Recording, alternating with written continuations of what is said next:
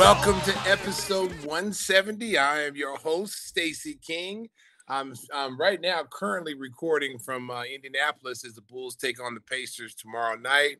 So I'm in my hotel. We got a couple of absentees today. We got, my boy Mark Shanowski's calling the Windy City Bulls game, so he couldn't come today. And then Timmy Whispers, God knows where he's at. He could be in a brothel. He could be, he could be somewhere. I don't know where the guy is, but he's not here today. So it's bring your children to work day. So we decided to bring our children behind the scenes to work today. That's so right. This is all you people who we hear, we call Dangerous D. This is him right there. D, introduce yourself. Hi, I'm D'Alessandro, for those who don't know me. No, it's Dangerous D. That's Dangerous D right there. Dangerous D, but he likes to be called, he wants to have his real name, D'Alessandro, just in case there's some females listening. He likes, No, no, that's false. I don't think his girlfriend would approve of that. But D is the producer of the show. So these guys always work behind the scenes. You always see us teasing Francisco. Francisco is the one we always tease with the shirt is too tight and his heart beating and all that, and he's wearing the hairy legs. He's got my the hairy tight shorts or tight pants. Yeah, tight shorts. Yeah, nut huggers. This is Francisco. Francisco, introduce yourself to our listeners. What's up, everybody? I'm Francisco Recinos. That's about it. I do graphics. That's about it. Yeah, that's it. As you can see, audience, these guys are behind the scenes. They talk a lot of shit.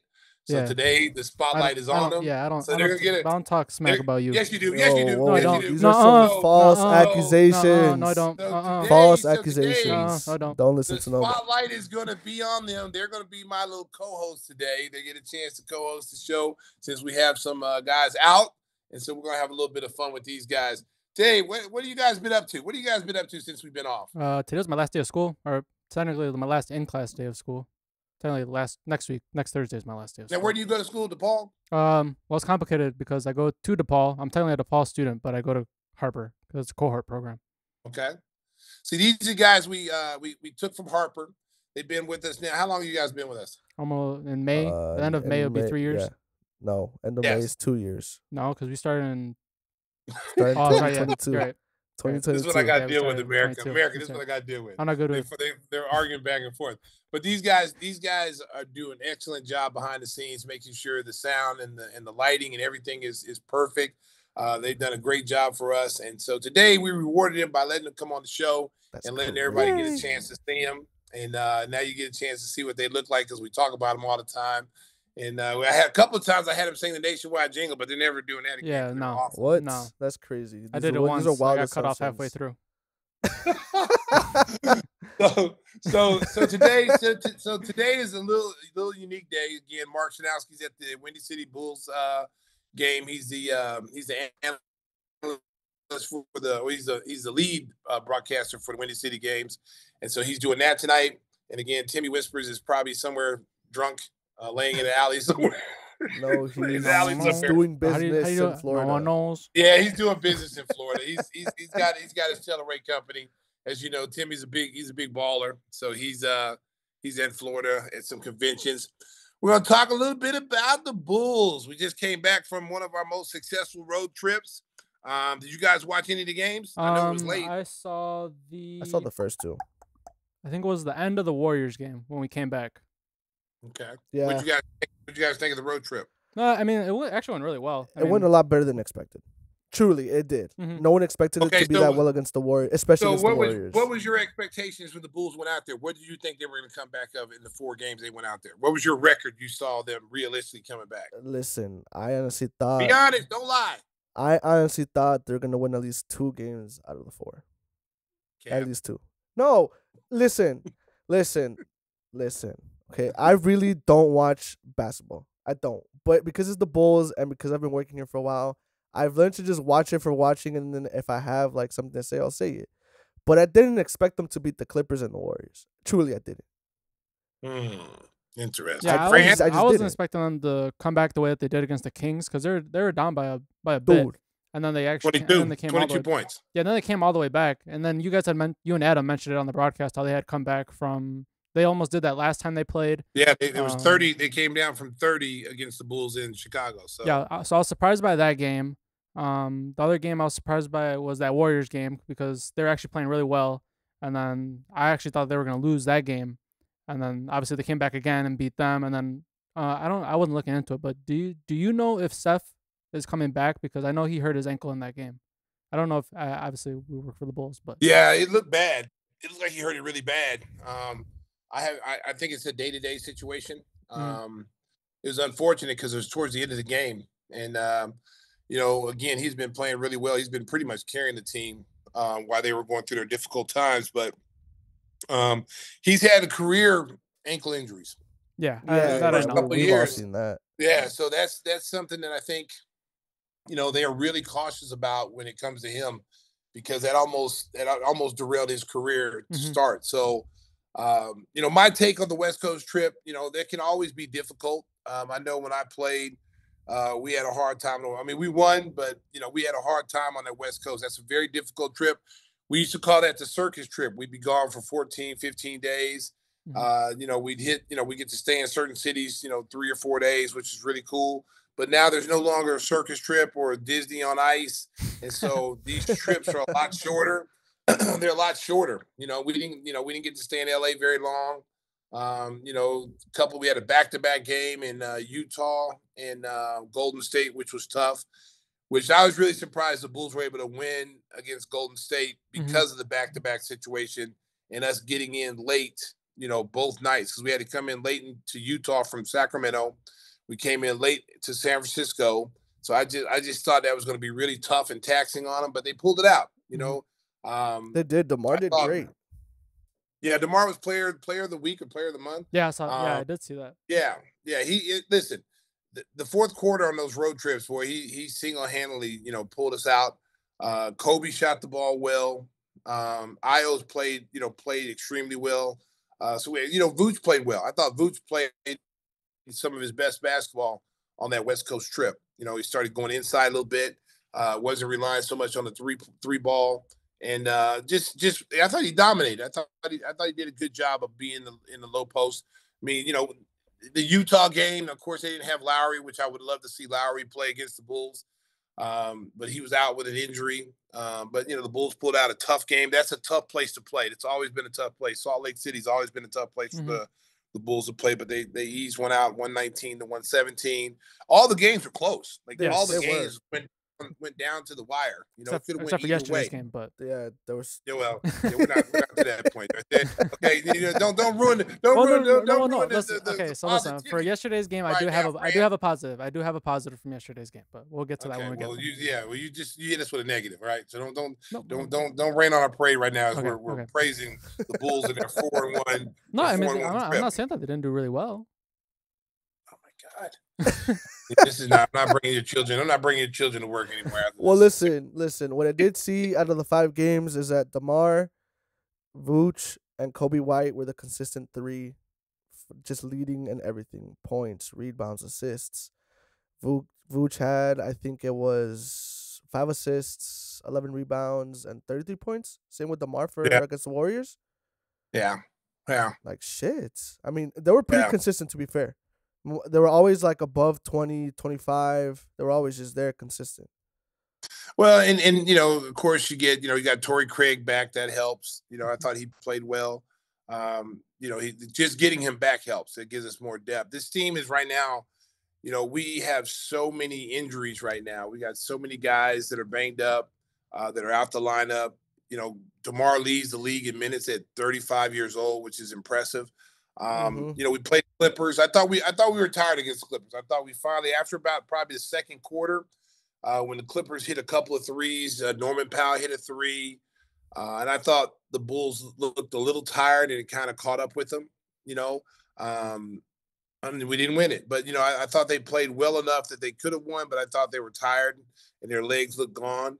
Caruso looked tired, and when he looks tired, there's something wrong. So. Yeah. That was something, but listen. At the end of the day, we're trying to get to 500. That's the key right now. We get to 500. We're getting so close to getting to 500 basketball. And another cool thing, we got to see Zach and Lonzo in Los Angeles, which they were on the bench the whole game, which was really cool to see. Just seeing Zoe walk it without any limping, and hearing that he's back to doing basketball work. He's shooting. He's light running, which is encouragement to Mhm. Bulls fans and encouragement to the team. That he may be back next year. This is a surgery that no one's had. He's the first one, so they didn't know how it was gonna work out. But just watching some of the videos that I saw is encouraging, and I'm really happy that he's able to do stuff without pain. Because last year he had a couple of surgeries, and they thought they got it, and then next thing you know, it was hurting more. He couldn't run, he couldn't walk, and they didn't know if his career was going to be. They didn't know if he's going to have a career. Yeah, So nobody knew if he was gonna come back or not. yeah, so it was good to see him. It was good to see Zach. It was really good to see those guys. It really was. And listen, I think it's time to break down what happened last night. Yeah, why don't you That start was off since you want to just go ahead and rain on the piss on my parade? listen. Go ahead. It's Go ahead, just Darren. it was just Debbie sad, man. Downer. I watched that game. It was the one full game I watched. I was like, damn, we fucking sucked. Like we fucking sucked. Wow. Listen, the Mavs 44-16 in the first quarter. Like, Yeah, that was in. come on, come on. In the first Listen, quarter, they looked like they was just done. They listen. looked done. I don't like to make excuses. Because listen, if I hadn't played this game and played at the highest level, I would probably say, yeah, they were tired from the West Coast trip, whatever. But I played this game, and so we play the same schedule as they play, and you know, there's games you're gonna have stinking games like that. But the one thing I've always said is when you come to Chicago, that energy of the crowd, even when you're tired and you don't feel like your legs are not underneath you, the energy of the crowd carries you to victory. It does. It just does. Playing at your home, in your home arena with your own crowd cheering you on, and the energy of that crowd. There's been many times where we walked on that court and we're like, how do we win that game? How we come off a four game, 6 night road trip or whatever, and we got to play at home and we beat an Atlanta Hawks team that we shouldn't have beaten. But how do we beat them? We were tired, exhausted. One, we didn't make excuses, and two, the energy of the crowd. Chicago has some of the best fans in the world in team sports, and And so that's when you come and fact. when you play in United Center, if you can't get energized, you feel like I know when we played, we felt like we owed the crowd our Hmm. best performance. We have to play hard in front of our crowd because when you put that Bulls jersey on, it means something to a lot of people, not just me as a player or DeMar as a player. It means something to a lot of people. It means whether you're rich, poor, it brings a Exactly. lot of people together, especially in the inner city. They Hmm. live and die with them Bulls. So it means a lot to people. And so you have to put that in your mind when you're coming at home to play, even if you're tired and you're drained. You gotta just kick up another gear, man, and feed off the energy. Yeah, I feel like that's been like what's the word I'm looking for? It's like a tradition with the Bulls. Is like that they're always gonna play their hardest out because they're playing in the city. And that was kind of something that I feel like Jordan instilled. And that was something that he had said where it's like this could be the one game that this person comes to see a Bulls game, so that's why I have to play. Yes. Yeah, that's always been the mindset of our teams that were playing there during the championship years is like, this could be the first and only time a family of six gets a chance to see, the team play. And so you come out there and you play hard for those guys. But I tell you what, I'm not gonna make any excuses. I mean, they got their ass kicked last night. I mean, Hmm. Luka Doncic looked like reincarnation of Larry Bird. I mean, some Bro, of the shots that he he hit, some of the shots he was hitting, 27 points. man was I don't think nasty. anybody could have guarded him.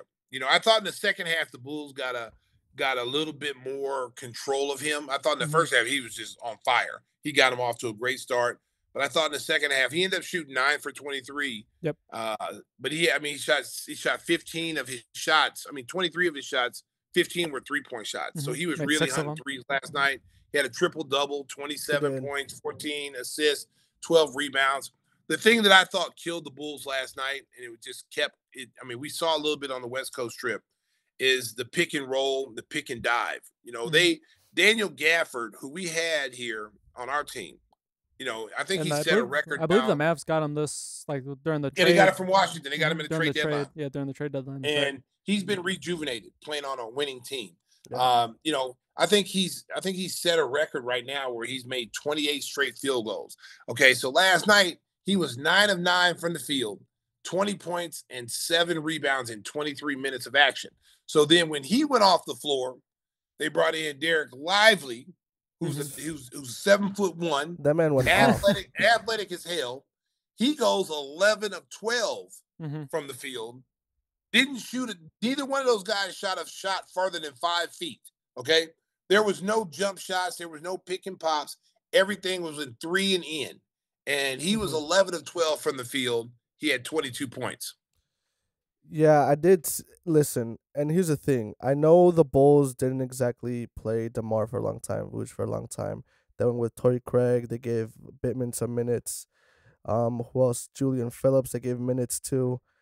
But do you think, okay, I know Pat Will is injured, but do you think he could have made a difference in that game against the Mavs? No, not last night. Now, if they were shooting the way they were shooting, no way. I tell you what, I mean, like Evan, Zach, and Patrick Williams and those guys, yeah, definitely help. But if they would have been in the same circumstance, us coming off a West Coast trip, same exact circumstance, and the way Dallas played, and they played the same way, I don't think we have a shot at beating those guys.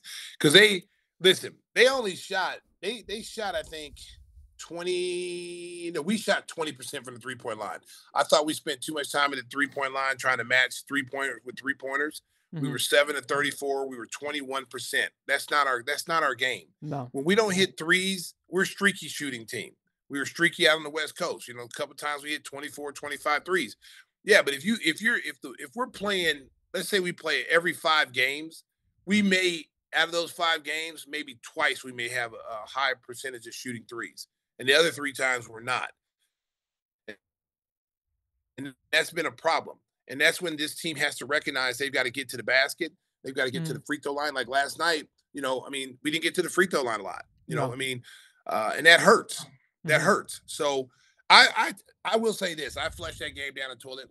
That's a good thing about the NBA. You got 82 games, even though we only got like 20, 19 left. You just kind of dismiss that game and say, hey, look, you know what? We got an Indiana team that we got to play tomorrow that's struggling a little bit. Yep.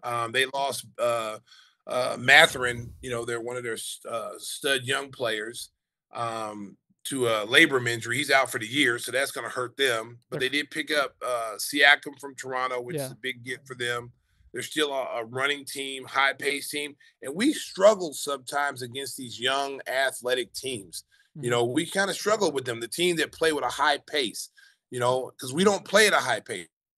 Sometimes we do. Kobe plays at a high pace. Io plays at a high pace. But our older guys don't play at a high pace. They're kind of like, we're going to walk the ball down the floor and the pace slows down. Yeah, the pace slows down. So it'll be an interesting thing. But hopefully we'll get a win here tomorrow. And then you turn around, you got to play, the Clippers, a rematch with the Clippers on Thursday. So it's a back-to-back game. And then on Saturday, you got Washington coming in who's been struggling. On paper, that should be a win. But that's a scary proposition for the Bulls because we tend to play to the level of competition most times. Yeah, that's what I was thinking. With on the Mm-hmm. drive over, it was like, I know that this team, a lot of times they play down to teams that are lesser than them.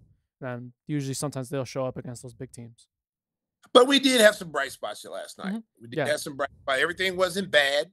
Even though our starters didn't shoot the ball particularly well, we had 2 guys come off the bench that played extremely well. That was my positive. That was my positive. OB 17, 8 of 16 from the field. He had like 3 monster dunks. I know he shot 1 of 6, but I told people about this kid.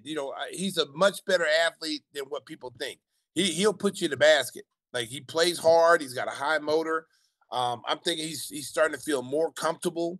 He played 25 minutes last night. He had, 17 points, 5 rebounds, a couple assists. And Julian Phillips played 28 minutes. He had 11 points. He had 3 rebounds. And he, again, is starting to understand, what he needs to do to get on the floor. He knows his defense and rebounding and high energy. we were talking about a stat last night with him because he's starting to shoot more threes. Yeah. Correct. He went 2 for 3. Yeah. Yeah. So from above the corners, he's shooting like 20 something percent. But from the corners where he knocked his 2 shots down, he's shooting over 44%. So he's starting to recognize where his spots are on the floor, and he's getting to those spots, and he's knocking shots down. And his defense, he tried to dunk the ball last night on my what's boy his name? Gafford. And hey, I give him credit though. He went got for up, it. He went for it. But Gafford he went for it. Yeah, he went for it, and Gafford got him. So, but it was good to see that he was attacking the basket. And I tell you what, this is going to be a big summer for him. I hope they continue to give him minutes to finish out the season, get him some playoff experience. And this summer is going to be huge for him and Obi. Those guys you're going to get stronger. They're going to get better. And, going into their second year, they should be ready to make an impact. Now, speaking of the younger players, what do you think this means for Dalen Terry? Because I'm looking at the stats right now, and he only played 7 minutes yesterday.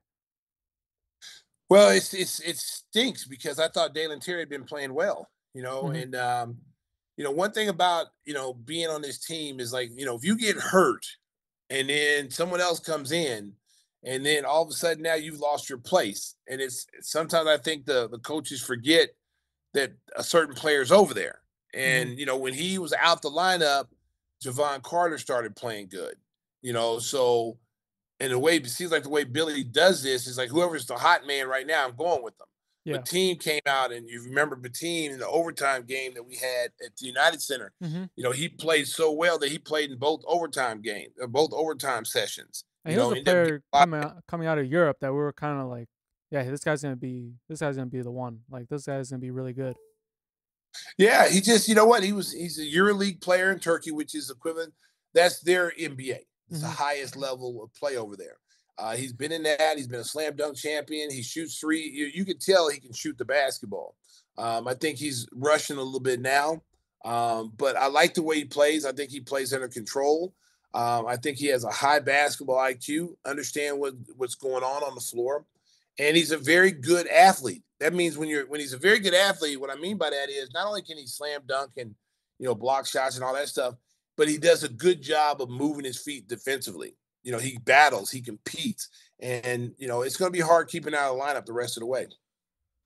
Now, as we said in March, well, right now we got the Pacers, the Clippers, Washington Wizards, Portland, and then you get a 2-day break, and then you play the Raptors, and then the Celtics on the 23rd. And this time, what do you think the Bulls can basically do different? I know they won. I know they went 4-1. But do you think they can keep on winning games with the current injuries that they have?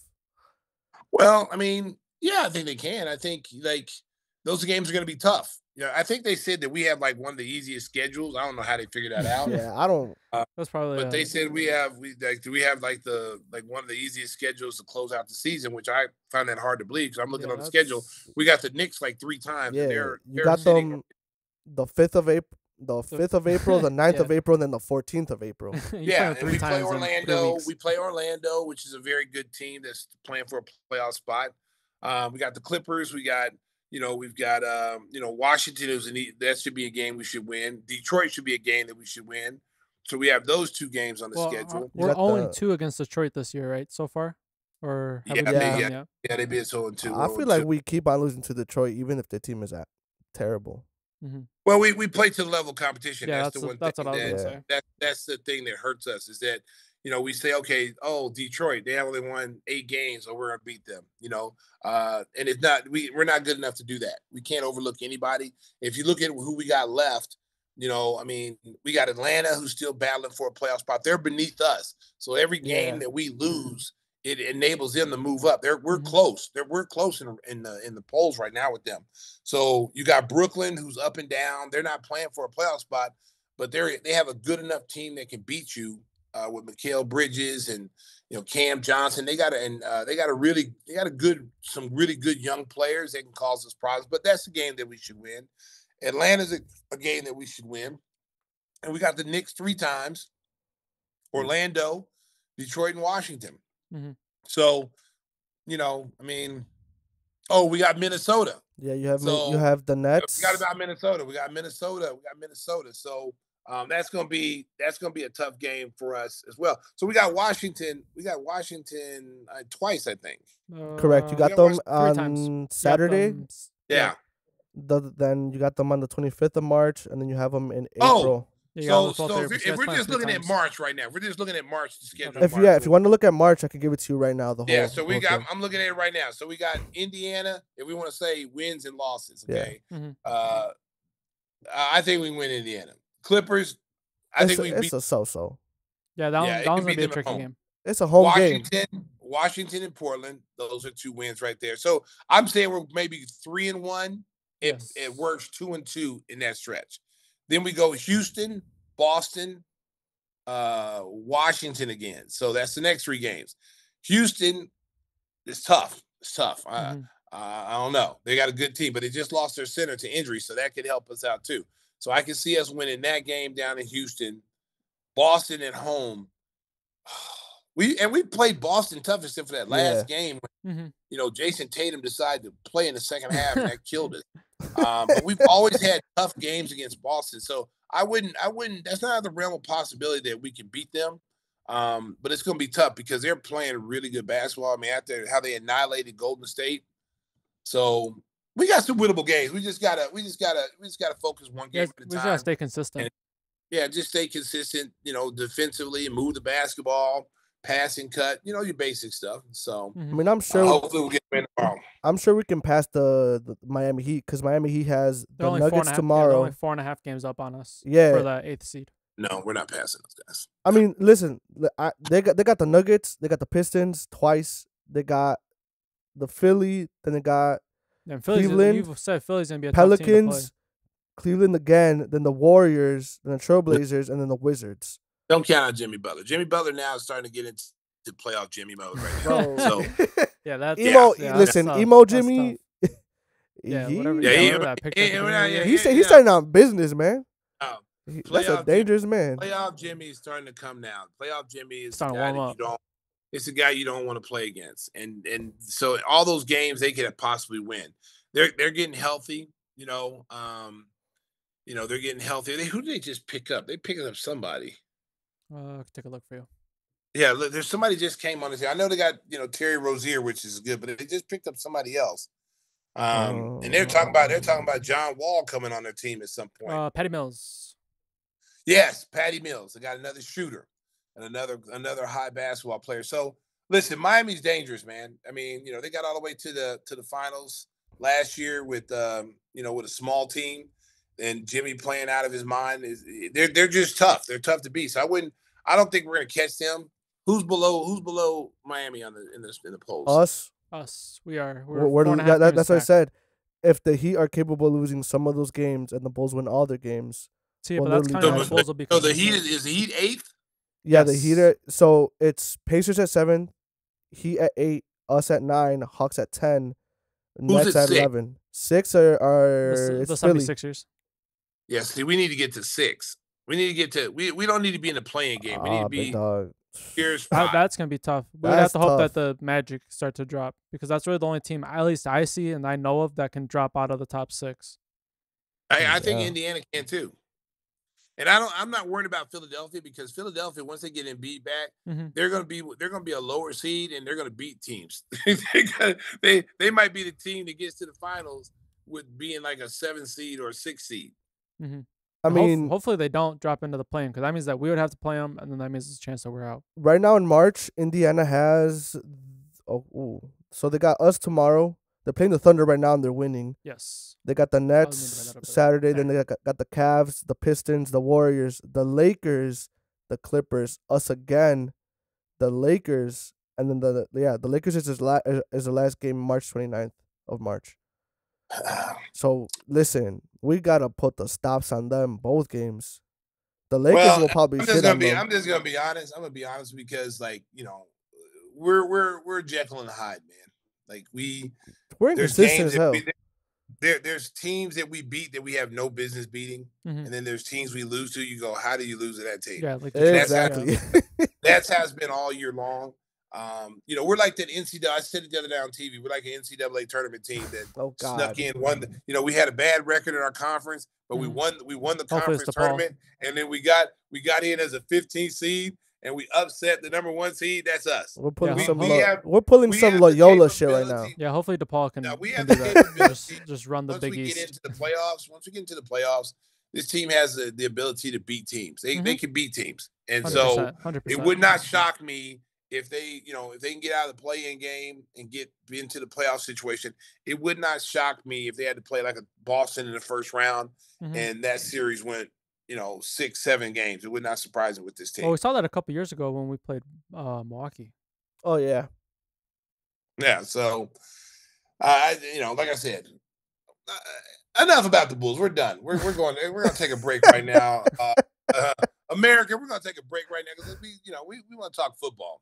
I'm lots of big trades, lots of big trades, a lot of big trades, a lot of big signings, and Justin Fields is still here for all you haters that said he wasn't going to get traded. And you went to battle with him. I saw you went. You went to battle. It's like a weekly thing. I want to read your tweets today. There's some battles out there, But we'll come back. We're gonna take a little break, but we'll come back and we'll be talking about the Bears. So don't go anywhere. Welcome back.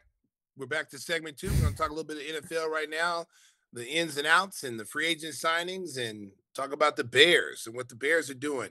Hey, give Ryan Poles credit, man. Yes. Ryan Poles is he might be one. He is wheeling dealing right now. He is wheeling. He might be one of the best GMs the Bears have ever had. Like he is trying to build a winner here. He's trying to get the right pieces. He's taking his time. He's not rushing. He's not trying to beat a team to someone. He's doing his homework, doing his due diligence, and he's putting together a pretty nice roster. Yes, let's talk a little bit of some of the signings they got, Francisco. So far, the first signing that they got was inside offensive lineman Ryan Bates. Then they picked up Kevin Byrd on, I believe it was a 2-year deal. Then they extended Jalen Johnson for 4 years. They signed big signing. Yes. Also, this one was one I was gonna bring up. DeAndre Swift from the Eagles. When I was looking at kind of the available players yesterday, while I was making the graphics for today, that was one player that stood out to me as one that we could have picked up because he played very well with the Eagles. That was a 3-year deal. We also got Gerald Everett, who was a tight end for the Chargers. Jonathan Owens, who for many of those who don't know, he is Simone Biles' husband. At least that's what everybody knew him as last year. And then, like I mentioned, Ryan Bates. That was unnecessary.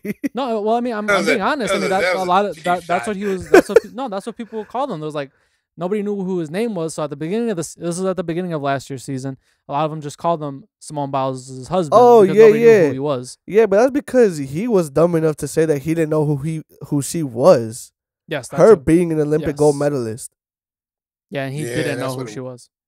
I remember that now. Yeah, that's actually that's well deserved. Somebody doesn't support the U.S. in the Olympics. Yeah. Yeah. I mean, I tell you what. As I said before, give Poles credit. He's building his team the right way. He's getting the pieces that they need. He's not rushing. He's not rushing. I thought the Kevin Byrd signing is awesome. Yes. I mean, I hate to see Eddie Jackson go, but Eddie Jackson's getting a little long in the tooth, and. They went out and got Kevin Byrd, who was, played for the Eagles and the Titans, is an all-pro type of player.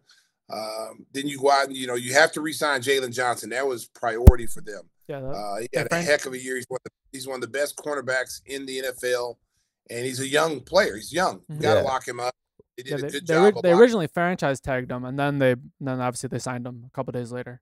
And then again, you got to keep your good pieces if you want to be a Super Bowl caliber team. And they had a lot of money to spend. It's not like they did.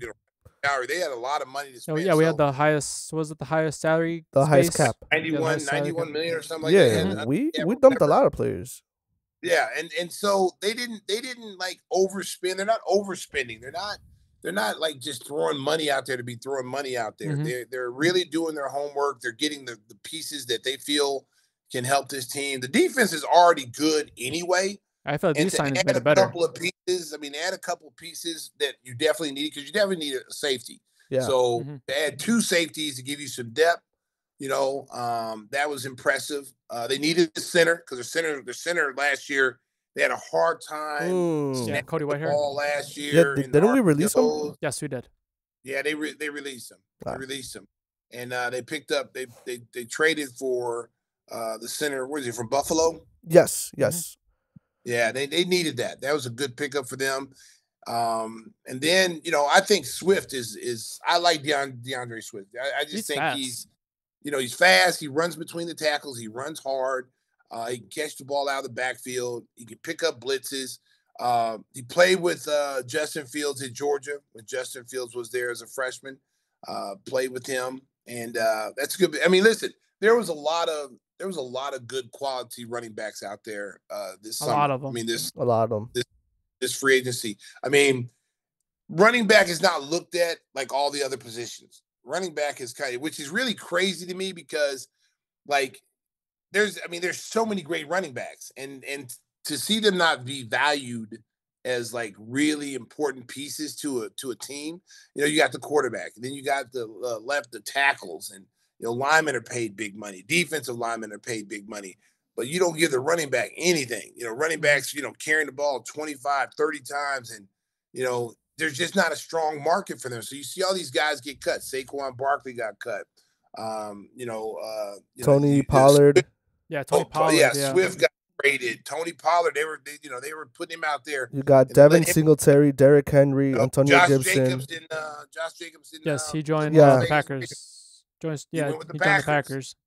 And you got Derrick Henry. Derrick Henry, that was a big one. That he's with Baltimore now, and that's all Baltimore really needed.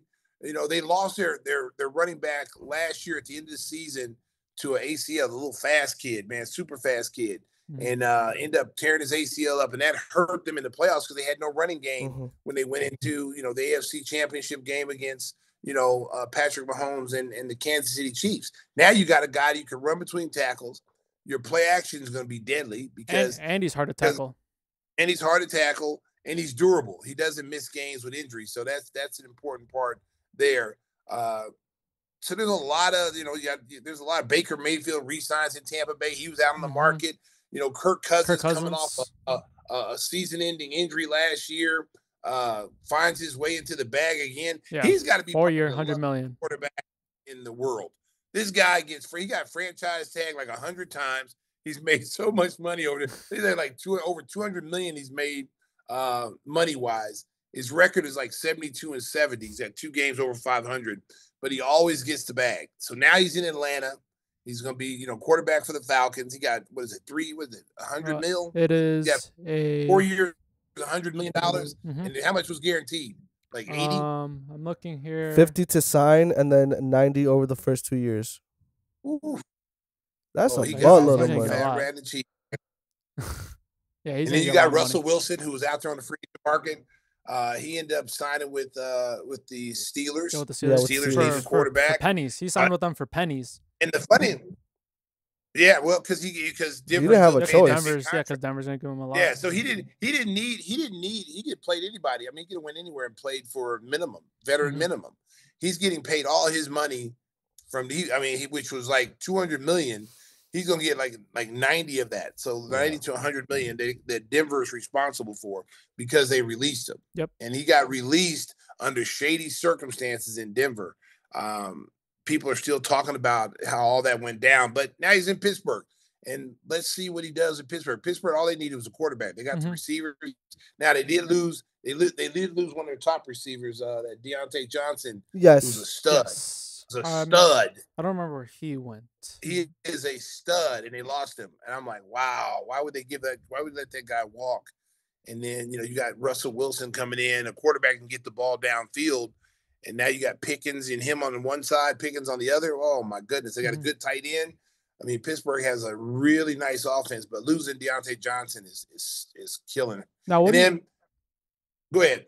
No, I was going to say, now, I don't know if you're going to get to this in a little bit, but what do you feel like this does if Ryan Poles does want to trade Justin Fields? Because now Atlanta, who was one of the targets that we were planning to, if we were going to trade him, he would have gone to Atlanta. Another team was the Steelers. Now that both of those, essentially those spots are filled. Raiders. If we do. Yeah, the Raiders. A lot of the teams. Atlanta, all the teams that the Bears, that you heard the media heads talk about. Yes. You didn't hear the Bears talking about. No, You heard no. all the media people talking about. Mhm. And these are all stories the media, cooked up. He's going here, he's going there, he's going there. Here, let me tell you something, man. And this is how I think things went down. Is the fact that they had their meeting with Caleb Williams at the combine. Yes. I don't think he blew them away No. with his interview. I don't think he blew them away with the interview. That's what a lot of the analysts Yeah. have said. That's like he's not really what everybody thinks he is. Like Yeah. obviously he had to do like his little media tour or whatever, kind of to pump up his He's image talented. at the combine. But as an actual quarterback, he may not be what everybody believes he actually is. I listen. This next Patrick Mahomes, how many times have we heard the next Jordan, the next Kobe, 100%. the next Tom Brady? You hear it 100 times. There is no next of anybody. You have to be your own person. And, because he's got that gunslinger mentality, like, he can throw all over the place and everybody's enamored by that. And, it's like Patrick Mahomes. Patrick Mahomes is built differently than Caleb Williams, mentally built differently. Okay. Patrick Mahomes grew up in a professional environment. Okay. Number one, household. he's been trained since birth to be a pro. Okay. His dad was a Major League Baseball player. Okay. So that growing up in that environment kind of separates him from other people in the mental part of it, because he understands the mental part of the game. He understands what pros go through, how to prepare to be a professional. And, he's got the talent. So you add all that together, you get a super, super stud quarterback, a Hall of Fame quarterback. Now, you look at a guy like Josh Allen in Buffalo. Josh Allen is got the physical tools to dominate a game. The physical tools. Not only does he got a big arm, he can run. He's a dual threat quarterback, okay? But he always seems to kind of find ways to lose in the big games. He doesn't have that mental. Now, do you think that's more him? Is it more him, or do you feel it's the team around him? Because they also did I believe Jacksonville just signed Gabe Davis as well. So that's one of his receivers gone. That one of the targets. I think it's a little bit of both. I think losing their offensive coordinator, the year before hurt him. He throws a lot of interceptions because he gambles. Because he has such a big arm. He tries to fit the ball in tight spaces and and not be able to do it. But this is where it goes down to you look at like Trevor Lawrence in Jacksonville. You look at Mac Jones in the Patriots, who they just traded to Jacksonville. Yeah, so he's going to be a backup now. Yeah, because they've given up on these guys. They don't think these guys are as good as they were, advertised. These teams are not letting these kids develop. And, the kid in New York, you get Aaron Rodgers there, Zach Wilson. Zach Wilson.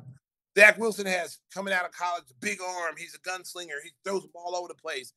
But he's not mentally ready to play a pro game. It doesn't translate to the NFL. when you're talking about college football and being a stud and making all these throws and being such a great college player, and then trying to say, it's going to translate to the NFL, it doesn't always translate. That doesn't always happen.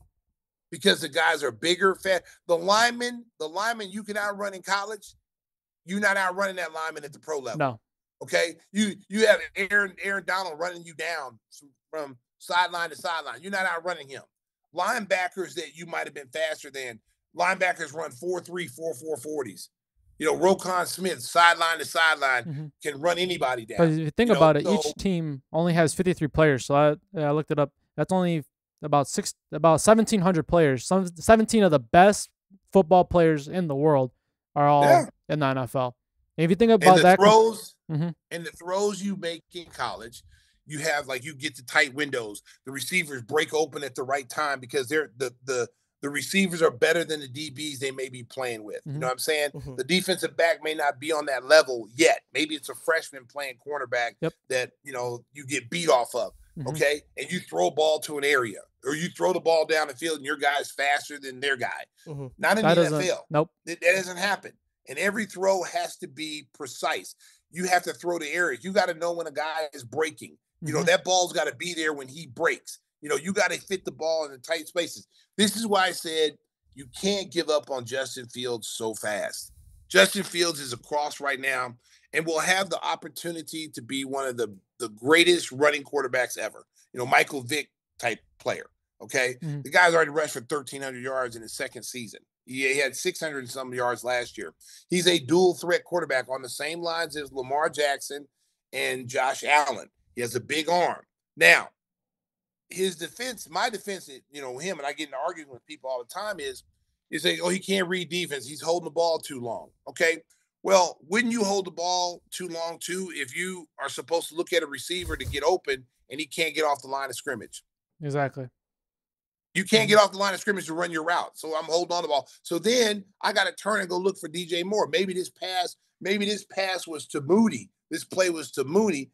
And he just signed with Atlanta. He So he's not. So he just signed with Atlanta. So he he's just got a fucking bag. Yeah, he did. He got 39 million or 40 million. Yeah, yep. I mean, because he had the year before he had a career year. And going back to Justin Fields. Justin Fields has never had a good offensive coordinator. They had a rookie offensive coordinator, working with him last year. This year, if they stay, he's going to have an experienced offensive coordinator and an experienced quarterback coach. Yes, he's probably going to work this summer. Listen, his numbers may not be what people think, but if you look at his stats, his numbers have gotten better every year. People always want to say, "Oh, well, he sucked in the fourth quarter." Let us remember, it's a third-year quarterback. You're not talking about year 7. You're not talking about and I always tell people to slow your roll. There's some quarterbacks that come in this league and they tear it up from the start. And there's other quarterbacks who get cut a couple of times and they end up somewhere else and they become stars again. Look at Baker Mayfield. How many teams has Baker Mayfield been on? Look at Geno Smith in Seattle. Jeez. How many teams has he been on? He was a first-round pick, and he bounced around, and then all of a sudden he had an all-pro year last year in Seattle with Shane Waldron as his offensive coordinator. Look at Joe Flacco. Joe Flacco was a solid quarterback. He was on the couch in Baltimore. He was solid. Okay, then he he couldn't get him over the hump, and then he goes home, sits at home eating Doritos and drinking beer, and it says, "Hey, Cleveland needs a quarterback. I think I'm gonna go play." He damn near took them deep into the playoffs. But some players develop slower than others. That's why you have to be careful casting people off and saying, "Oh, he sucks." Look at Kirk Cousins. Kirk Cousins was on the bench behind Robert Griffin III. Then all of a sudden, Robert Griffin gets hurt. He comes in the game, and everything else has been. Now look at him now. He's in the bag. So when I tell Bears fans, when I get into these little Twitter boards, listen, everybody's entitled to their opinion, okay? But at the end of the day, nobody knows what the Bears are going to do except Ryan Poles and the people in that office. None of us know. We all think we know. We all think they should do this. Well, speculate. I think because the way they've gone down and got some of these key pieces to address some issues, my thing with the Bears is trade the number 1 pick. Go down to the Commanders, whoever's number 3, trade him. Give me number 3 pick. Give me as many things as I can get from you. I'm just going to try to take as much as I can get from that pick. And I'm drafting Marvin Harrison Jr., putting him on the other side of DJ Moore. I got Komet as my Jason, as my Jason Kelley tight end, because I think he's that kind of tight end. And we have a veteran tight end behind him with Gerald Everett. The big tight end. And that guy's a blocking tight end. He's a guy they can bring in on blocking downs, and he can catch the ball too. But Komet is like, he's on the lines of like Gronkowski, those big receiving tight ends that are more like receivers than tight ends. Now you got Swift in the backfield. And the Bears offense, the running backs weren't bad last year. I think they averaged like 5 yards a carry. Yeah, we were one of the best running teams in the NFL last year. When you look at Getsy and what he did, he didn't do the only thing I say he didn't do. I didn't like what he didn't do. He didn't protect Justin Fields enough. They didn't run the ball enough. They should have ran the ball a lot more on first and second down to take the pressure off him. Get him some easy looks first, because when you can run the ball, it's going to open up play action for your quarterback. And then also put him in a system that works. Put him in a system where he's not under center and he's not dropping back like Aaron Rodgers. He's Lamar Jackson. He's Josh Allen. He's out in the pocket. He's rolling out, where now he can make a decision. He can see the whole field, and he can decide, okay, I'm going to throw this ball down the seam. Or, hey, you know what? Everybody's covered. I'm going to go get this first down. I'm going to get my 10 yards, slide, get back up, first down, 1st and 10. Let's do it again. Exactly. The crazy thing is that out of all the running backs that the Bears had last season, they only dropped Deontay Foreman. They kept Khalil Herbert. They kept Roshan Johnson, Travis Homer, who barely played, but Yes. Well, he's the Bears, fourth string, yeah. but The Bears still have 4 running backs. Yeah, so you they still have to they have a because great running back. because of all the injuries that can happen to Exactly. running backs take a beating, and so you saw last year. We got 3 perfect running backs. Foreman came in like Foreman was on the practice squad at one point. He came in, Yeah. he was their best running back at the end. Yes, exactly. He did what he had to do, but in the end of the day, there were still 3 people ahead of you that were better. Unfortunately, they were good as a group though, because they averaged like close to 5 yards a carry. They did. And that is impressive. That's why I said that the Bears should have ran the ball a little bit more with those guys to try to take some pressure off of Justin Fields.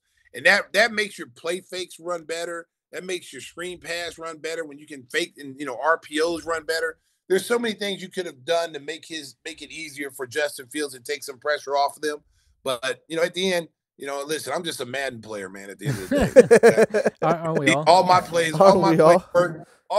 work in Madden for Justin Fields. That's all I'm gonna say. Exactly. I'm running for like 200 yards a game. People get mad at me. They say, "All you want to do is run with your quarterback." You're damn right. I'm running with him. I'm also the leading scorer in Premier League history in FIFA. Oh God, friend. God damn it. You just had to add that. Oh my God. God damn it. It's the wrong sport. First of all, it's the wrong sport. Yeah, I know. It would have been crazy if he would have said. You know what? Yeah, no one's talking about soccer right now. Hey, we need some reads. Let's get a read in it. Where we at? Come on. All right, Stacey. Gotta pay the bills. We do. All right, Stacey, you want to do your nationwide read? Let's do it.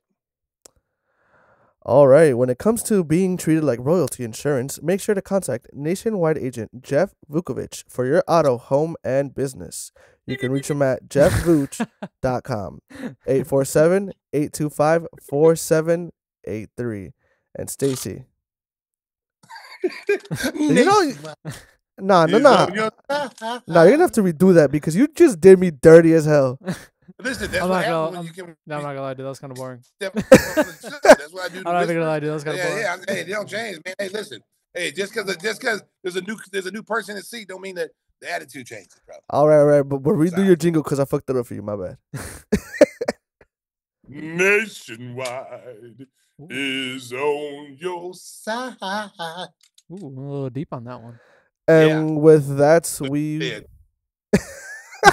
he went hella deep. I don't know what the hell he was doing. I just didn't want to say anything. I was like, what is going on? That's what I said. Ooh. Do we have another one? We have another read?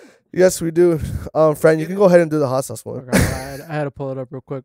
So, are you looking to score the hottest sauce in the game? Well, you're in luck. We've got all the sauce your kitchen needs, from Chicago Fire 1871, the hottest of the bunch, to our King's favorite, St. Pat's Verde. Gimme the Hot Sauce has got you covered. Stop by GimmeTheHotSauce.com and use code KING21 to get 21% off your first order. Oh my God, Fran! I felt proud of that one. You sound like you selling like Keebler cookies. What? I mean, shoot. I mean, hot sauce. I'm sorry, we don't have Girl Scout energy, because those girls will fucking sell the fuck out of those Girl Scouts cookies. Hey, I tell you where what, the fuck are they, bro? I need some. Thin mints, baby. Thin mints. Thin mints. Thin mints hey, are fire. If there's any Girl Scouts you want to come by the studio and sell us cookies, we'll buy them all. Those thin mints, when you freeze them, you ever had a thin mint freezer? Those are fire. Oh, those are fire. We got gas. We got 2 boxes of them. You gotta freeze them, bro. You gotta put them in the freezer. My mom brought them home yesterday. They went straight to the freezer. Oh man, it's the right thing to do. Oh, what is that? What's that? That mint bar? That chocolate mint bar? Not a Klondike, but it's something else. Oh, I know. Oh, peppermint. Andy's mint? No, it's like a. Oh my God, it's not peppermint patty. That's like the York. That's like talking about York, the little circular ones. Yeah, York. York. Ones. Yep. Yeah. They're peppermint. Yes. That's what it tastes like. Yes, York. Yes. Ooh, those things are fire. I haven't had. All right, York we're gonna take a break. We're gonna take a break, America.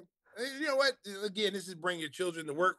I just want to say these guys, these little children. Bogus as hell. They're somebody's children. They're not mine. But I just want to say these little children are doing pretty good. Their first little shot at hosting the show. Thank you. I just want to tell you, they were in the bullpen, and we had a couple guys couldn't do it today, so they said, "Hey, we can do it." They filled in. I was talking about a little nervous. You had to go to your Z team. I had to go. Yeah, I had to go. I had to go deep to get these dudes. Oh my God! He went through. He went through everybody. He was looking at former Oklahoma players. About these two guys. He was looking at former Oklahoma players. These two guys. You shut your mouth, Fran. Okay. When I'm talking, you shut the hell up. Okay. You know the rule. I'm Michael Jackson. You're Tito. Oh my God. Hey, we'll be right back. We're gonna take a break. We're gonna get us some beer, and we'll be right back. Welcome back. We're in segment 3, getting ready to close out the show, but we can't close out the show till we talk about the UFC 299. Oh Lord, that was a good one. The best cards the UFC has put on. I'm hoping 300 is. I'm hoping that 300 is as good as this. No, 300 ain't gonna be that good. I already saw some of the cards in there. No. Did you see? What do you? No. Listen. This card was so good. They had double prelims.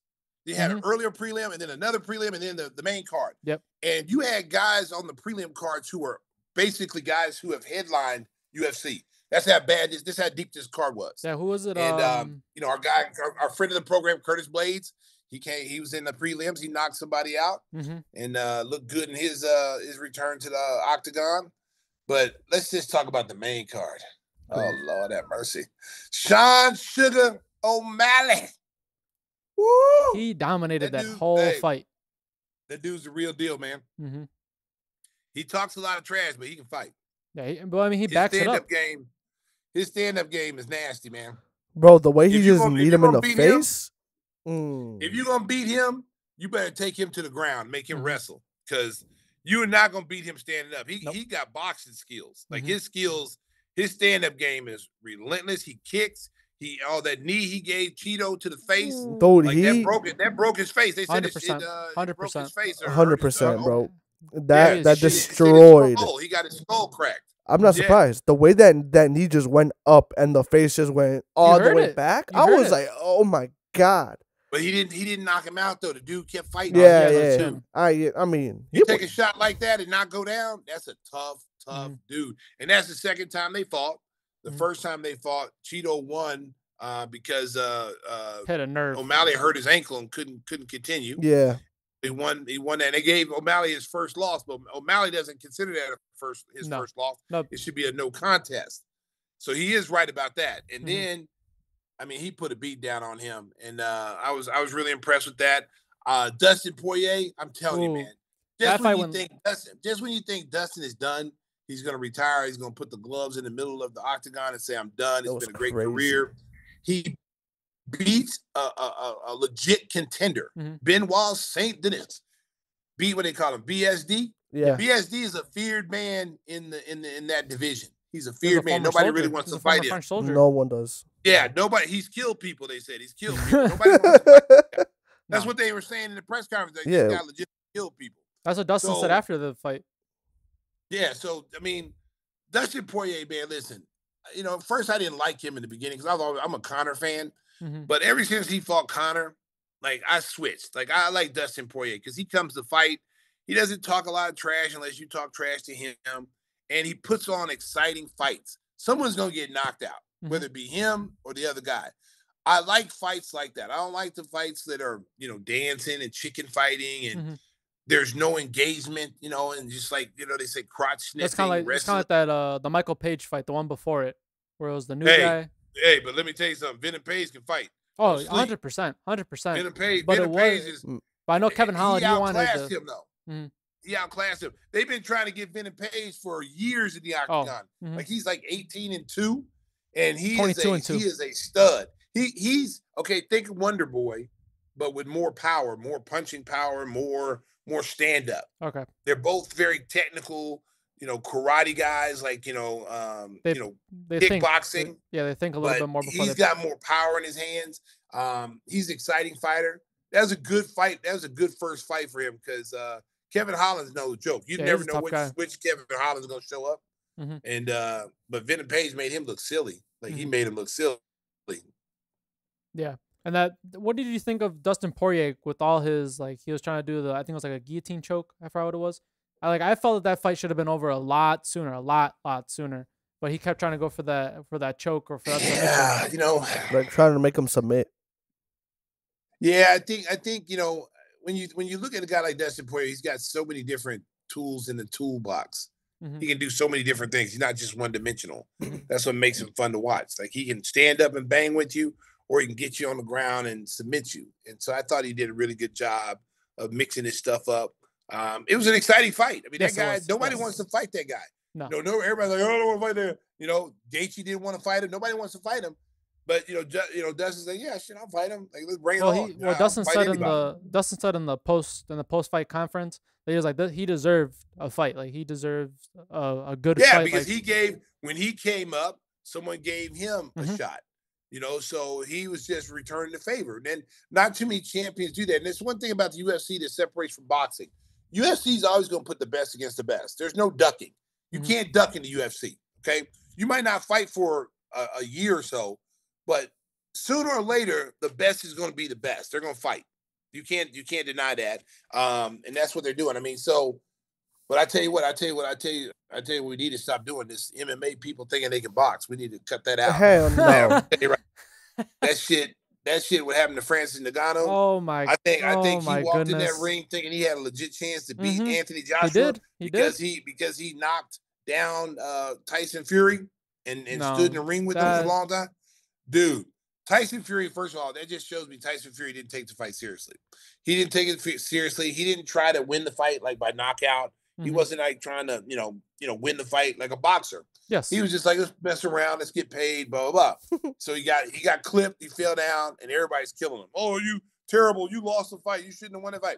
So Joshua was like, hey, I'm gonna take this dude seriously because I saw him knock this big dude down, and he's got power, but he just doesn't have the skill set.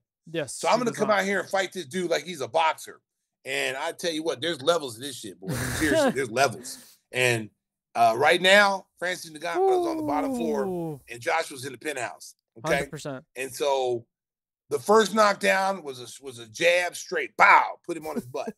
And you got to remember, Ngannou's got a chin of stone. Like He's been hit a lot. He fought in the UFC. Gloves, like 4-ounce gloves. He doesn't go down. But Joshua put him down 3 times, and the last time, I thought he died. I thought he killed him. It was almost like his soul left after he hit him with that right. When he got up, he got up. It looked like he killed him. And they, is he okay? He's okay. He walks over, and Joshua just wound up like a pitcher on the mound, and just like right, boom, and folded him like a lawn chair. Knee buckled. I'm surprised his knee didn't get blow out the way it fell. And he knocked him smooth out, dude. I was like, oh my God. I thought he killed him. I didn't think he had a chance anyway, but I didn't think he would get knocked out like that. That was for him. That's embarrassing. At least for they got to stop this. They got to stop this MMA thing and thinking they can fight these high level boxers because you can't. Boxers are at a different level. No, I want to unless you're gonna make it even where they can kick, where MMA guys can kick and punch. That's the only way. That's the only way. Yeah, I don't know. The only way. Listen, the moment that should happen, every boxer's gonna die. There's no boxer that's gonna. Yeah, if you get kicked in the leg. Like no boxer's gonna make it out of that. Muhammad Ali was the first boxer that actually fought like a kickboxer, and he allowed the kickboxer to kick while he punches. He made it fair, and the dude kicked the shit out of his legs. He was like, I've seen that video. Yeah, but I give Muhammad Ali credit though. He let him fight. He's like, hey, I'll fight how I fight. You fight how you fight, and he went in there with a dude, a Japanese dude, like world champion guy, kicked the snot out of his legs.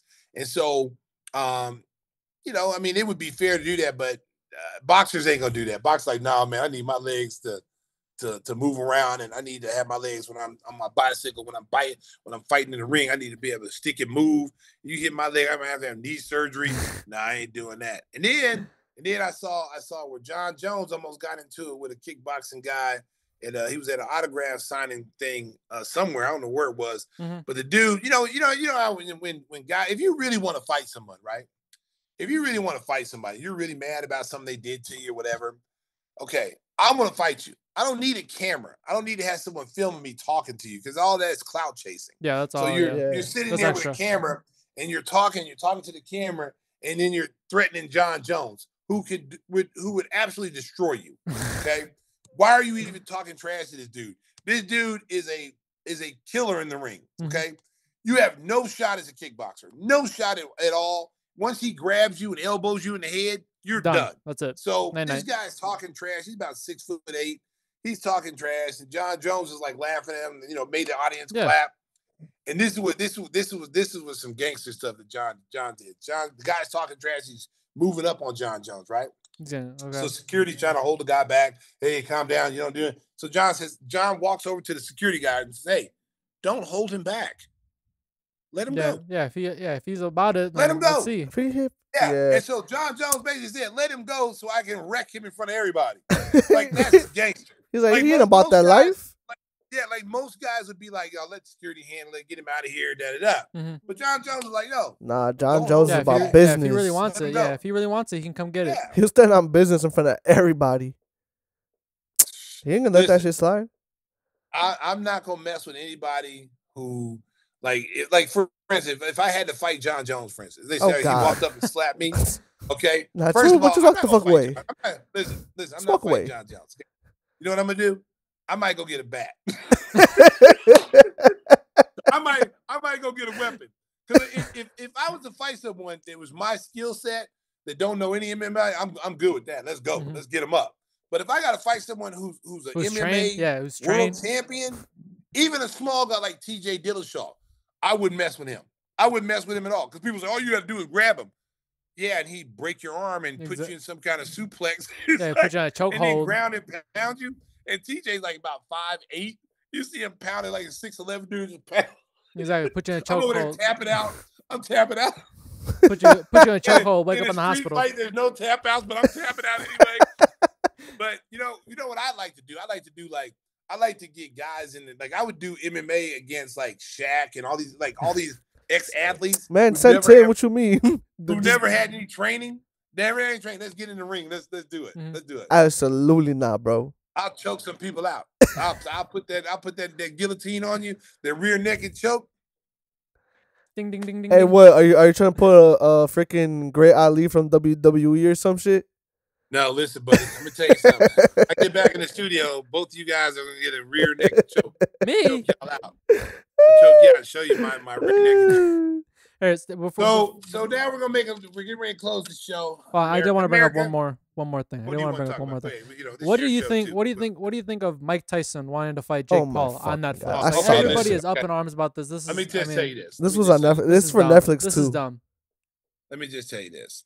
It's a massive deal though. If Mike Tyson does not wipe the floor with this dude, and somehow they let this dude win, I'm gonna tell you it's rigged. It's rigged. It's rigged. Because there's no way in the world Mike Tyson's 57 years old and still can punch. He still keeps a good shape. I saw a video of him the other day sparring. Nah, man. If he doesn't shit on Jake Paul and send him to the gulag, it's rigged. If he goes in that ring and that fight's close and Jake Paul knocked him on the ground, it's rigged. It's rigged, and the boxing committee and the commission should step in because there's no way in hell Jake Paul should even be in the ring with Mike Tyson. Hell no. How even got that deal is beyond me. Yeah. Well, I'll tell you what, he generates a lot of money. That dude generates a lot of money. Even if he loses, he's gonna get a fat ass bag. But Mike Tyson, that ups the ante though, because there's gonna be a lot of people gonna pay to see that. Pay-per-view is gonna be off the roof. He's gonna make a lot of money just having Mike Tyson in the ring, and no one expects him to win. But unless it's rigged, when they say, "Hey, let's go 5 rounds. Don't you can hit us, but don't knock us out. I'm gonna knock you on the ground. I'm gonna give you extra $1 million if you let me knock you on the ground and get you a standing 8 count."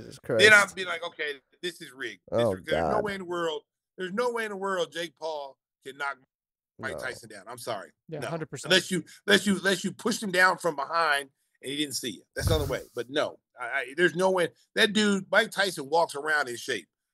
Mike Tyson walks around punching people. Like even the guy who holds the mitts hates holding the mitts when Mike Tyson punches because he hurt. Oh, 100%. Dude, it's like the way he just punches is like it's like he still has the power that he had when he was younger. He may not be as fast as he used to be, but he's still pretty fast. He's still faster than Jake Paul. Oh, 100%. 100%. I just want to really just punch him. If he doesn't knock him out in the first fucking round, I'm gonna be super fucking set. Like I really want to punish him. I want to punish him. I want to break his ribs. I also want to punish him. No lie, kind of grateful Tim is in here because he would have said something worse. Exactly. Listen. I know. I would did it because Tim's always trying to do Tyson, and my Tyson sounds way better than Tim. His Tyson sucks. I'm gonna clip this and I'm gonna send him to him. I'm gonna be like, see, he's making fun of you. This is what happens when you're not here. You're not even here. He's making fun of you. Look, here's the whistles. I just want to get whistles into him. In the face. I can't stand him. He just got a must face. I just want to slap him. Oh God. God. Now help we're us switching fucking gears. You think you're tough, don't you, friend? No, not really. You weren't born in the darkness. I was. Bane is back, baby. Bane is back. Oh God. God help All us right, all. what are we watching? Let's start with you, You Stacey. start off. What are Me? you watching? Yeah, All dude, what are you right. watching? So I'm gonna have And a don't lot put of no fucking haters to porn. this. We're not I'm gonna get haters for this, but y'all need to understand. It's like I don't watch this for me. I'm playing. I do. I was super bored throughout COVID, and I watched One Tree Hill, but I started watching it again, but with my girlfriend. Okay, so it's One reasonable Tree this Hill. time.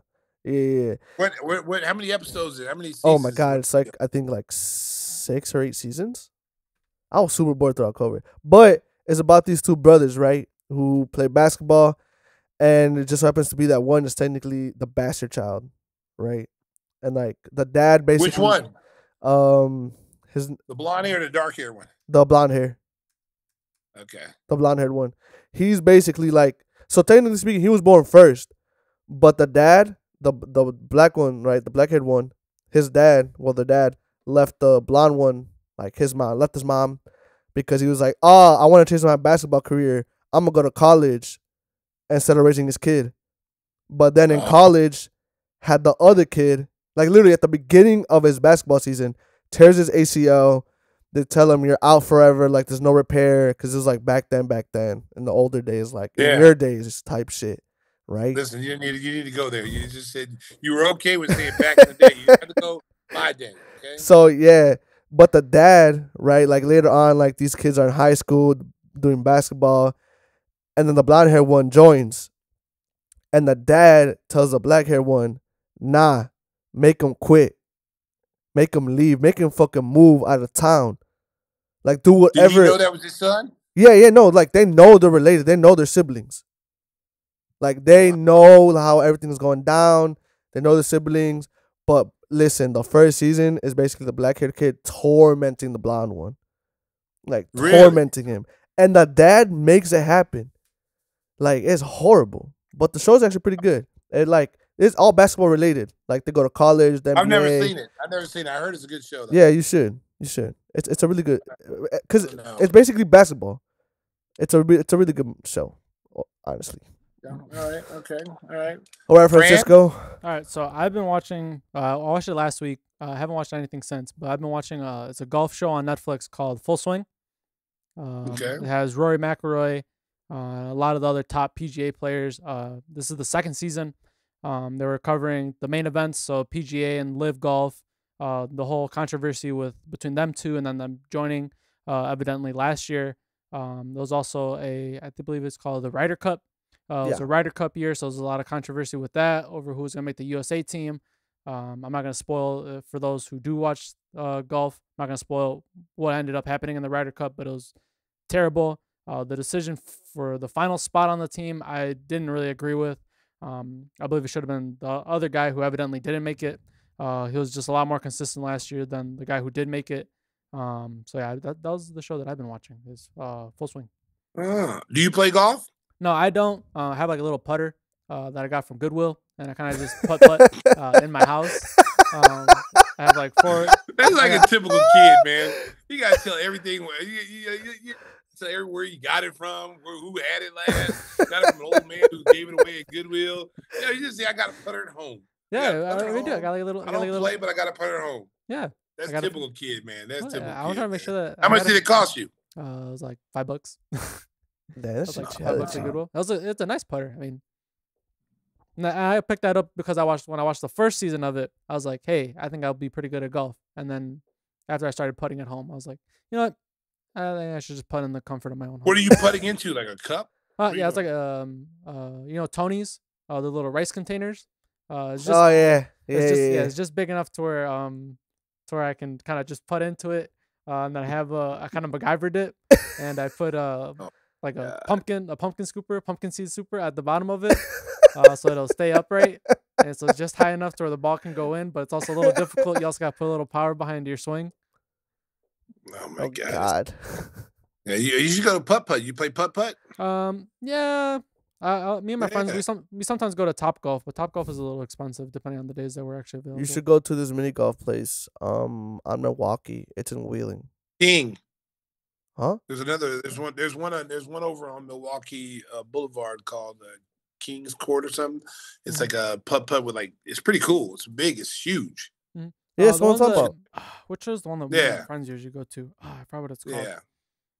But, yeah, But anyway, I'm happy. Go I'm to happy Stacey's. I'm happy. I'm happy that you like to watch a little golf and you don't play golf. And that's just one of like multiple Netflix documentaries that cover different sports. Okay. All right. I appreciate that. We're done with you. The show I'm watching is Warrior. I've watched it before. Oh, my mom just finished watching this one. It's on Prime Video or Showtime. It's an adaptation of Bruce Lee's what Bruce Lee envisioned one of his movies is going to be like. Okay. And it's like early 1800s when the Chinese came over on the boat and they landed in San Francisco. They built the railroads and they have to go through all this adversity, this racism. The Irish are there as well. Ooh. The Irish is looked at as being to the whites of San Francisco. The Irish are looked at as being low class people too, even though they're white, but they're considered low. But they're a step above the Chinese. So when you look at the hierarchy, it's the social Chinese.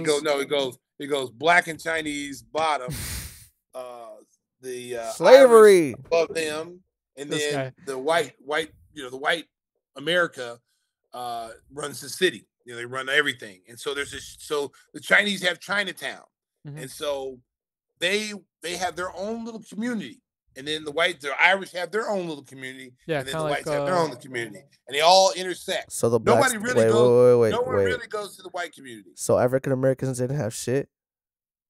Not in this show. They're at all. They're all Haitians. They're the blacks in. Yeah, I get it. Haitians. Yeah, I get it. They're Haitians. I get it. I get it. And they're gun runners. They run. They do all kind of stuff. But they work with the Chinese. They're hand in hand with the Chinese. They live in Chinatown too. But the thing about the Warrior is it's a very good show. Because it showed you have these things called tongs, which are gangs, and it's like the triads in the Yakuza. They have all these different. This is where it kind of starts. It starts, from over in the motherland, and they bring them all over here, and they started in San Francisco. So you got these things called tongs, and they're fighting for supremacy and they're fighting for territory. And one tong is the one with the Bruce Lee characters in it, and he's a bad dude. His name is Hassan, and he's like Bruce Lee. Like he can fight. He's the toughest one of all of them. He can whoop anybody in Chinatown. He ends up fighting the Irish guy. And the Irish guys always calling these guys, the Chinese name and spitting on them and all kind of stuff. And he's tired of it. So he goes and kicks the main guy's ass that runs all the Irish city, and kicks his ass in front of all his Irish buddies. He went in there by himself against there's hundreds of Irish guys, because the Irish like to fist fight all the time. So they have these makeshift boxing matches in the alley. So this guy, O'Leary, who's the main character for the Irish, he used to box. He's a fighter. He's a badass. Okay, so Hassan comes in, challenges him to a fight because they hung a Chinese guy up on the. They said the guy killed someone. Instead of him being able to go to court and go to get justice, the Irish killed him. They beat up the police, broke the Chinese guy out, beat him up, and hung him. And that didn't sit well with Hassan. So Hassan goes in there and he challenges the guy to a fight. He didn't bring any of his buddies. He didn't bring anybody with him. It was just him. And he fought the main guy and kicked his ass in front of all his people. Are you sure you weren't watching Peaky Blinders? Because that sounds like the same thing. No, it's not Peaky Blinders, dude. No, it's not. Peaky Blinders is a good show. But have y'all ever seen Warrior? No. I mean, I'll watch it. but no. It's on Netflix. Go to Netflix. The It's not. first It's 3 on. seasons. It's on Max. Yeah. It's on Max. It's on Netflix too. So Netflix has the first 3 seasons. Because I think there's only 3 seasons right now, and but it's a great show. It's a great show. I highly recommend it. We got one more read, America. Oh God. We got one more read, God, America. God help us all. God help us all. Lord. Oh, Is it no. my read? Yeah, it is your read. Yeah, Yes, man, sir. it's Windy Yes, it City is. Limousine. It's always your read. What you talking about? Okay. Oh man. Hey, Yeah, listen, you gotta end the hey, show on a high note. Hey, listen, man. I like the tone. I even put the number there for you. 7. Be grateful. Here we go. All right, here we Okay, go. I don't like your attitude. You know, I give y'all a little advance here. I promote you guys up, and look how y'all are acting. Okay, you're going back to your day jobs when I get back. Well, I don't you have wanted one. us to be naturals. This is my job. This is America. my job. My day job is school, and America. that's ending. Are y'all trying to replace Whispers? It ain't that hard. Oh wow! Wow! Oh, Windy City Limousine Spot Championship Service. Making a reservation is so easy; it's a slam dunk. Let Windy City break the full court pressure of traffic and get you to your destination in style and on time. Contact Wendy at 847-916-9300. That's 847-916-9300. Or head to WindyCityLimos.com. Hey, St. Patrick's Day is coming up. Make sure you get a party bus. Make sure they got all kind of things down there to accommodate you during St. Patrick's Day. You'll see me out on St. Patrick's Day. I'm That's gonna a throw lie. these guys in the Green River. That's a lie. I'm gonna be there. I'm gonna be Green there. River. You're gonna be asleep on your bed. Well, yeah, I'm out, brother. I'm gonna be I'm out. outside for St. Patrick's Day. I have like 5% Irish in me. I'm going out. That's a fucking lie. Wow, that's racist. Yeah. It is. Black man- I am yeah. racist. You're black. A black Irishman? You No. can't be black? You can't. Wow, that's racist. That's You're from racist. Oklahoma. There's nothing Irish about 5% Oklahoma. Irish. 5% Irish. My people came over from Ireland. Hell no. I don't believe you my one He bit. does have a home game against the Wizards on Saturday. So. That's right. and then he has the Irish Celtics on the My 23rd. people come from Ireland. I have some people come from Ireland, man. Don't hate the player, hate the game, bro. Yeah, he got that 24 in me. He doesn't get the Hey, you know what? He Hey, doesn't this get the show, 20 as Mark he didn't get the always 23 says, in me. we'll be back. We'll be back next week. We'll have our regular people back in. These guys have been fired. They will no longer be. Stacey's looking for a new audio guy and visual. Yeah, they're going back to the audio and producing. They did a great job of filling in. I'm gonna give these guys a round of applause. Way to go, Thank you. D. Way to Thank you. go, Francisco. You guys did a Thank you. great job filling in for our host, Mark Schnowski. Yeah, never And, again. whatever the other guy Timmy Whisper does, I call Never him the again. little Indian that the wooden Indian that has cigars. That's Tim. He just sits there. So shout out to Timmy Whisper. Oh, he's wherever in you are. Florida. I know. Yeah. Yeah, So when you're in Florida, have a good time. Make sure you get your ass back to work next week. We'll be back, same bad time, same bad channel. And remember, drive home safely, Chicago beat beat. See, I thought I was gonna say nationwide jingle. See? It's only preseason, but I'm high-field thought. Jimmy G. Buckets gets buckets. Oh my goodness! Give me the hot